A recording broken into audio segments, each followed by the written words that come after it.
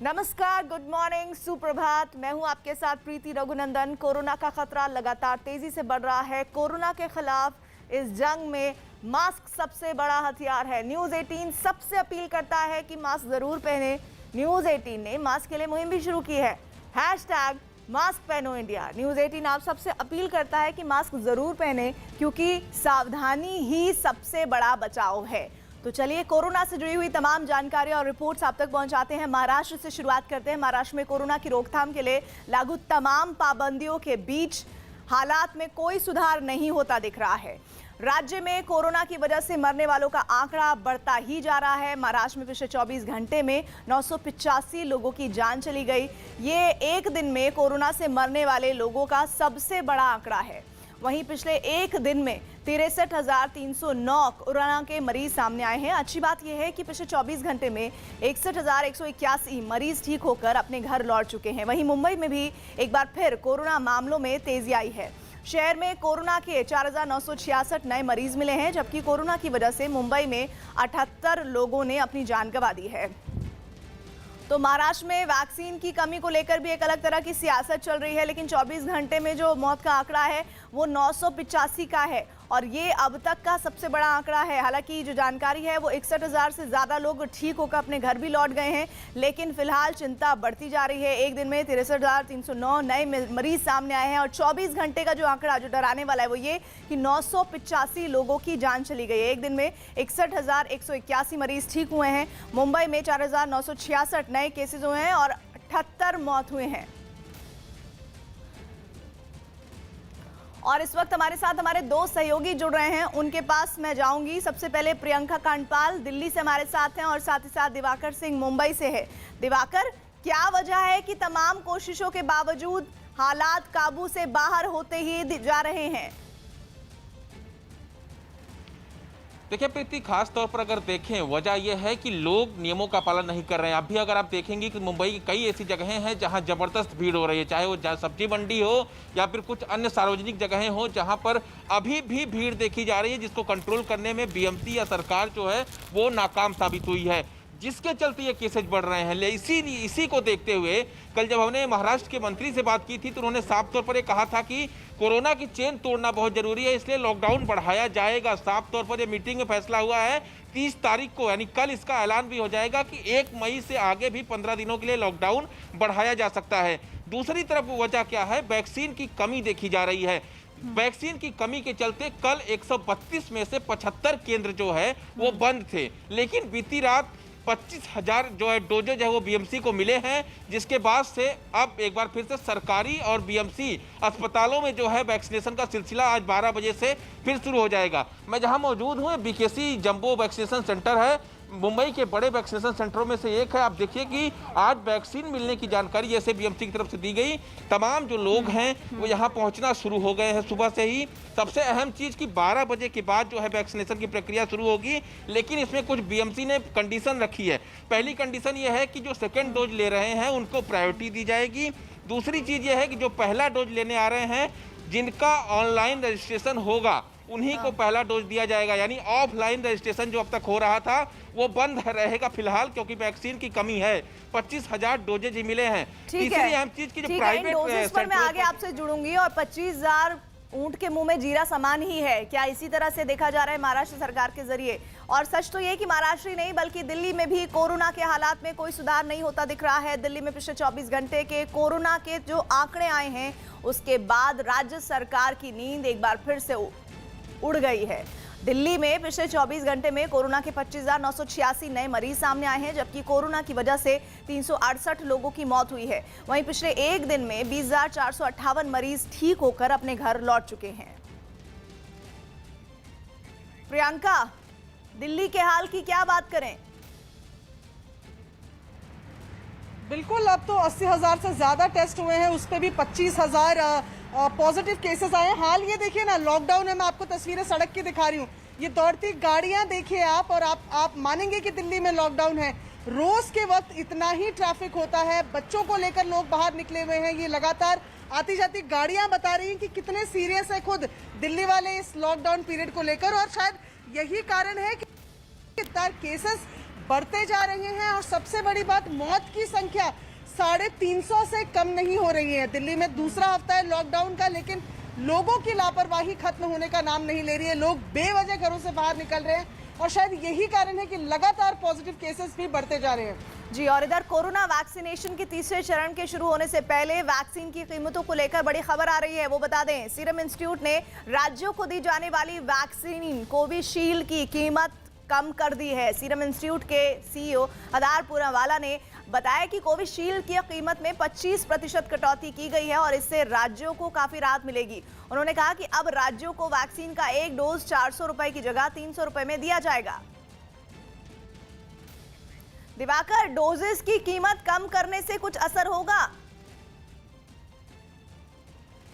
देखिए, जाहिर तौर पर महाराष्ट्र में खास असर देखने को मिलेगा, क्योंकि कोरोना से प्रभावित अगर देखें तो महाराष्ट्र सबसे ज्यादा है। महाराष्ट्र सरकार ने जो कल प्लान बनाया, उसके मुताबिक अगर 18 से 44 के बीच के लोगों को वैक्सीन दी जानी है मुफ्त में, यह फैसला तो हो चुका है, लेकिन 7500 करोड़ का खर्च जो है महाराष्ट्र सरकार को उठाना पड़ेगा। तो इसको देखते हुए महाराष्ट्र सरकार के जो स्वास्थ्य मंत्री हैं राजेश टोपे ने कहा था कि हम कोशिश करेंगे, कंपनियों से बात करेंगे, जो डोजेज हैं वो हमको कम कीमत पर और मिल सके, ताकि हम जो बड़ी संख्या में लोग महाराष्ट्र में हैं, मुंबई में हैं, उनको हम फ्री में वैक्सीन देंगे तो हमें थोड़ा सा कहीं ना कहीं राहत मिलेगी। तो इसी को देखते हुए जब महाराष्ट्र सरकार की तरफ से ये फैसला लिया गया था, उसके बाद अदार पूनावाला ने भी ये ट्वीट किया कि हम अब 400 के बजाय 300 रुपए में आपको वैक्सीन की डोज देंगे। तो साफ तौर पर महाराष्ट्र में इसका असर देखने को मिलेगा, क्योंकि आप संख्या देख रहे हैं कोविड वैक्सीनेशन सेंटर पर, यहाँ पर लगातार लोगों के पहुंचने का जो सिलसिला है प्रीति वो जारी है, क्योंकि जानकारी मिली कि वैक्सीन यहाँ पर उपलब्ध हो गई है इस सेंटर पर। इसके बाद तमाम जो लोग हैं वो सुबह से आना शुरू हो गए हैं। लेकिन जो फायदा होगा कि महाराष्ट्र सरकार ने 1 मई से 18 से 44 के बीच का जो वैक्सीनेशन होना था उसे पोस्टपोन कर दिया है, और जब तक उन्हें पर्याप्त वैक्सीन नहीं मिलेगी, जब तक वैक्सीन के डोजेज पर्याप्त उपलब्ध नहीं होंगे, तब तक जो है ये वैक्सीनेशन का प्रोग्राम जो है वो महाराष्ट्र में शुरू नहीं होगा। लेकिन अब देखने वाली बात ये होगी कि जबकि वैक्सीन का दाम जो है वो कम किया गया है, कोविशील्ड जो सीरम इंस्टीट्यूट की तरफ से बनाया गया है कोविशील्ड को, तो ऐसे में क्या महाराष्ट्र सरकार कितनी जल्दी जो है 18 से 44 के लोगों को जो है वो वैक्सीन देने का सिलसिला शुरू करती है। और ये सबसे बड़ा जन समूह होगा तीसरे चरण में जो इस वैक्सीनेशन अभियान का हिस्सा बनेगा, और ऐसे में वैक्सीनेशन की बहुत ज़्यादा ज़रूरत है और उसमें वैक्सीन के प्रोडक्शन पर भी लगातार जानकारियां हासिल करने की कोशिश की जा रही है कि उतनी वैक्सीन तो मिलेगी नहीं, या मिल पाएगी, कब तक मिल पाएगी, 1 तारीख तक मिल भी पाएगी या नहीं। और इसीलिए महाराष्ट्र सरकार ने पहले ही कह दिया कि हम 1 मई से वैक्सीनेशन अभियान नहीं शुरू करने वाले हैं, क्योंकि हमारे पास वैक्सीन नहीं पहुंच पाएगी। कोरोना संकट के बीच भारत की मदद के लिए आगे आए कई देशों में रूस के राष्ट्रपति व्लादिमीर पुतिन से प्रधानमंत्री नरेंद्र मोदी ने बात की है। बातचीत के दौरान दोनों देशों में इस महामारी से निपटने के साथ ही द्विपक्षीय संबंधों को बढ़ाने पर चर्चा हुई है। रूस के राष्ट्रपति पुतिन ने कोरोना के खिलाफ जंग में भारत को हर संभव मदद देने का भरोसा दिया है। रूसी राष्ट्रपति पुतिन ने पीएम मोदी को भरोसा दिया है कि कोरोना के खिलाफ लड़ाई में वो भारत के साथ हैं। वहीं पीएम मोदी ने रूस की तरफ से मिली मदद और सहयोग के लिए उन्हें धन्यवाद भी कहा, और इस बीच दोनों देशों ने 2+2 वार्ता शुरू करने का भी फैसला किया है। तो रूस ने मदद की है भारत की, और इस सहयोग का भारत ने शुक्रिया अदा किया है। और सबसे अहम बात एक और ये कि इस बीच दोनों देशों ने 2+2 वार्ता शुरू करने का भी फैसला किया है।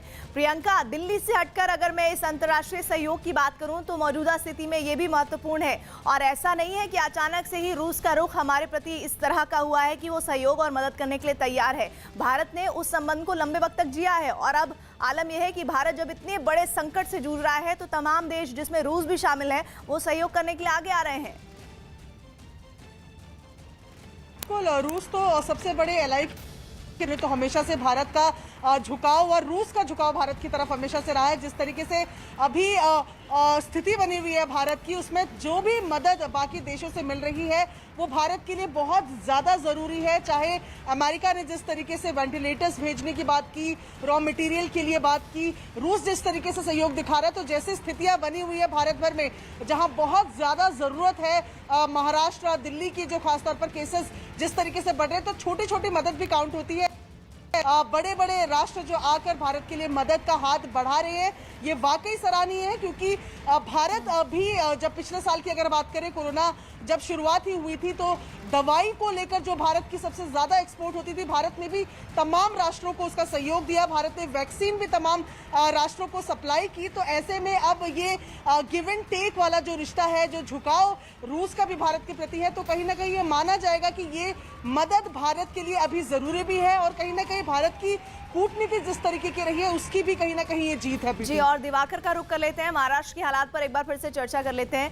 महाराष्ट्र में जो स्थितियां बन रही है, उसके लिए सीधे तौर पर जिम्मेदार अगर महाराष्ट्र सरकार को कहा जाए तो कितना हद तक सही होगा? क्योंकि महाराष्ट्र सरकार बार बार कह रही है कि केंद्र सरकार हमें उतनी मदद नहीं कर रहा जितनी हमें दरकार है, और ऐसे में इस पूरे कर्फ्यू को लेकर कितना सहयोग जनता का मिल रहा है? देखिए, साफ तौर पर अगर देखें तो वैक्सीन सेंटर की बात करें तो वैक्सीनेशन के लिए जैसे ही वैक्सीन उपलब्ध होती है, लोग पहुंचना शुरू हो जाते हैं। हर कोई वैक्सीनेशन करवाना चाहता है, लेकिन वैक्सीन की डोजेज जो है वो उपलब्ध नहीं हो पाती। इसके चलते वैक्सीनेशन सेंटरों को बंद करना पड़ता है। आज भी जो 25,000 डोजेज मिले हैं बीएमसी को, वहाँ पर सिर्फ जो है सरकारी और बीएमसी का अस्पताल है, वहीं पर सिर्फ वैक्सीनेशन का दौर चलेगा। प्राइवेट जो अस्पताल हैं वहाँ पर आज वैक्सीनेशन बंद रहेगा पूरी तरह से। यानी जो 30 से 35 प्राइवेट सेंटर बनाए गए थे, उन्हें बंद रखा गया है। लेकिन एक अहम चीज़, जैसा मैंने आपको बताया कि देखिए, तमाम जो लोग हैं वो पहुंचना शुरू हो जाते हैं। ऐसे में महाराष्ट्र सरकार का यही कहना है कि हम बड़ी तेजी के साथ वैक्सीनेशन कर रहे हैं। देश में महाराष्ट्र ऐसा राज्य है जो सबसे ज़्यादा वैक्सीनेशन लोगों को कर चुका है, करीब 1.5 करोड़ लोगों को। तो ऐसे में अगर हमें वैक्सीन उपलब्ध होगी तो हमारे पास इतनी व्यवस्था है, हमारे पास इतने सेंटर्स हैं कि हम लगातार वैक्सीन कर सकते हैं। हमारे पास इतना स्टाफ है। दूसरी अहम चीज़ कि वैक्सीन अगर नहीं मिलेगी तो फिर लोगों को वैक्सीनेशन करना बड़ा मुश्किल हो जाएगा। और ऐसे में केंद्र और राज्य को आपस में सामंजस्य बिठा के इन चीज़ों से आगे बढ़ना होगा, क्योंकि कोरोना का खतरा लगातार बढ़ता जा रहा है। और ऐसे में एक बार सुन लीजिए दिवाकर, जो आपके पीछे लोग हैं वो क्या कह रहे हैं, जरा सुन लीजिए, उनकी बात भी सुन लीजिए। आइए, क्या कहना चाह रहे हैं? कोई अंदर छोड़ नहीं रहा है, आप बोल रहे हैं वैक्सीन नहीं है। आपने रजिस्ट्रेशन किया है? हाँ, किया है रजिस्ट्रेशन। तो ऑनलाइन रजिस्ट्रेशन वालों को मिल रहा है, और सेकंड डोज भी प्रायोरिटी में मिल रहा है। नहीं दे रहे, नहीं छोड़ रहे अंदर। आप क्या कह कुछ रहे भी बोल रहे हैं? हैं, क्या कह रहे हैं? कुछ भी बोल रहे हैं आप जाके। क्या कह रहे हैं? सेकंड डोज मिल रहा है, सेकंड डोज मिल रहा है। तो जिन्होंने रजिस्ट्रेशन किया आप उनको क्यों नहीं अंदर छोड़ रहे? परमिशन नहीं आई हम लोग को बाहर लाने के। मैनेजर किधर है आपका? मैनेजर किधर है? आप कोई मैनेजर है, बुलाइए उसको। मैनेजर किधर है आपका? यहाँ पे सर नियम यह है कि वेयर इज द मैनेजर? नियम ये है, सिक्योरिटी गार्ड। मैनेजर आ रहे हैं। लेकिन एक चीज और, जो एक्चुअली नियम क्या है आज का कि रोज नियम आपने बदली डबल होता है। डोज और ऑनलाइन रजिस्ट्रेशन किया है वही हो सकता ठीक है, सेकंड डोज के लिए हाँ, आए। तो अभी वो भेज रहे हैं आप। मैनेजर किधर है? दोनों आधे साथ में ही घंटे चलते से हैं। खड़े इधर। जी जी, दोनों साथ में ही चलते हैं। रजिस्ट्रेशन ऑफलाइन बंद किया हुआ है। अरे कुछ नहीं, परसों भी मैं लिया, क्या नहीं जाए ऑफलाइन आज बंद किया हुआ है। बस वो सब आपका रोज बंद करते तो बोला ना पब्लिक को, फिर यहाँ आके हमको देखने का क्या। कुछ भी गलत पब्लिक को मत बताइए, बिल्कुल हो हाँ, सकती है। गलत हाँ, इन्फॉर्मेशन मत दीजिए दिक्कत हो रही पब्लिक है। को। और अभी 11 बजे आने का, तो 11 बजे तक कोई पब्लिक खड़ी रहेगी क्या?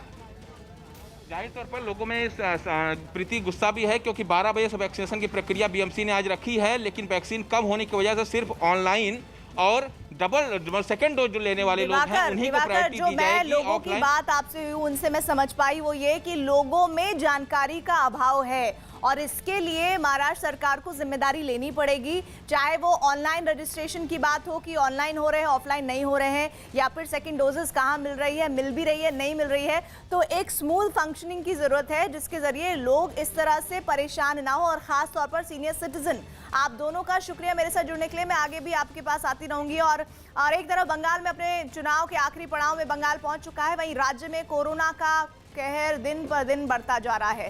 राज्य में पिछले 24 घंटे में कोरोना के रिकॉर्ड मामले सामने आए हैं। पिछले एक दिन में 17,207 कोरोना के नए मरीज मिले हैं, जबकि कोरोना की वजह से 77 लोगों की मौत हो गई है। राज्य में कोरोना की वजह से अब तक 11,000 से ज्यादा लोगों की मौत हो चुकी है। राज्य में 1,05,812 एक्टिव केसेस हैं, जिनका अलग अलग अस्पतालों में इलाज चल रहा है।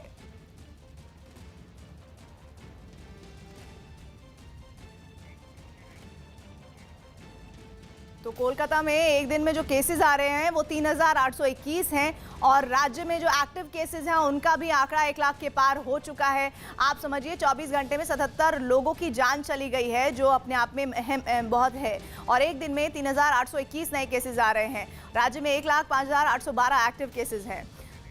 पश्चिम बंगाल में कोरोना की रफ्तार तेजी से बढ़ रही है। वहीं कोरोना की वजह से पूर्व टीएमसी विधायक गौरी शंकर दत्ता का निधन हो गया है।